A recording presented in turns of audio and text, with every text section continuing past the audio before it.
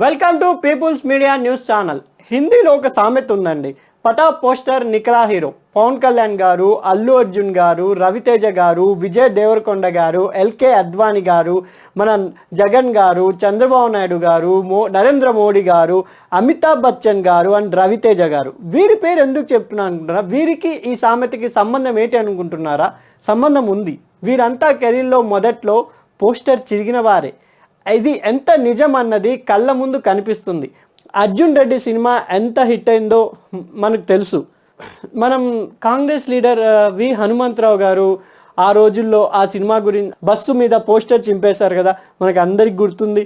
ఆ పోస్టర్ చింపి ఉండకపోతే ఆ సినిమాకి అంత పబ్లిసిటీ వచ్చేది కాదేమో అని నా అభిప్రాయం. రవితేజని హీరోగా పనికిరాను అన్నారు.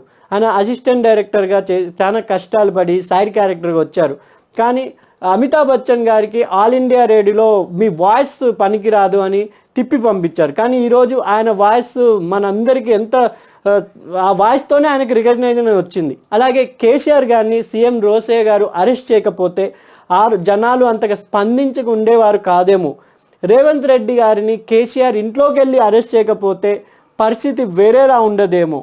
జగన్ గారు కూడా అరెస్ట్ కాకపోతే అంతటి నాయకుడు మనకు అయ్యేవాడు కాదేమో.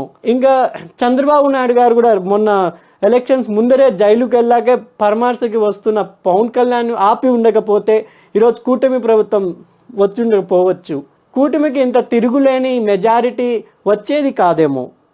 ఇంకా మనం అనగదొక్కబడిన ప్రతి ఒక్కరూ రెట్టింపు వేగంతో పైకొచ్చారు, లేచి విజయం సాధించారు.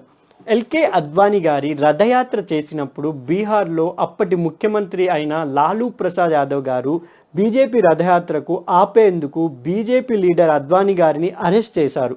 ఆ అరెస్ట్తో అద్వానీ గారి రథయాత్ర రెట్టింపు వేగంలో దేశమంతా మార్మోగింది. ఇందిరాగాంధీ గారి ఎమర్జెన్సీ ఎంతోమంది చిన్న చిన్న లీడర్స్ని అరెస్ట్ చేయడంలో వారికి ఎక్కడ లేని ప్రజాబలం పెరిగింది. ఆ తర్వాత ఎలక్షన్లో ఇందిరాగాంధీ గారు ఓడిపోవడం జరిగింది. ఏ రాజకీయ నాయకులు ఎమర్జెన్సీలో జైలుకి వెళ్ళాలో వారంతా అధికారంలోకి వచ్చారు. ప్రధానమంత్రి మోడీ గారు కూడా ఆ టైంలో జైలుకి వెళ్ళిన వారిలో ఒకరు. ఆ పార్టీ ఈ పార్టీ అని కాదు, కానీ అనగదొక్కబడిన ప్రతి ఒక్కరూ రెట్టింపు వేగంతో ప్రజాబలంతో దూసుకెళ్తారు అనడానికి ఎన్నో ఉదాహరణలు. ప్రజాస్వామ్యం బలం అదే. ప్రజాస్వామ్యంలో ప్రజలే రాజులు. అందుకే ప్రజాస్వామ్యం విధానంలో ఎన్నో లోపాలు ఉన్నా అవన్నీ తనలో తనే సరిదిద్దుకుంటూ ప్రజలకు జీవితాలలో వెలుగు ప్రజలు తమంతటా తామే నింపుకొని విధానమే ప్రజాస్వామ్యం. ఎవరు వస్తారని ఏదో చేస్తారని ఎదురు చూస్తూ ఏడుస్తూ కూర్చుంటే ఏ మార్పు ఉండదు. ప్రతి ఒక్కరూ నిలబడాలి. రాజకీయం అంటే నాయకుడు అవ్వడమే కాదు, మనం నమ్మిన నాయకుడు రూటు మార్చి సమాజానికి చెడు చేస్తే నిలదీయాలి. నిలదీయమంటే గొంతుని మీ అభిప్రాయం చెప్పడమే ఈ ప్రజాస్వామ్యానికి మీరు చేసే అతి పెద్ద మేలు.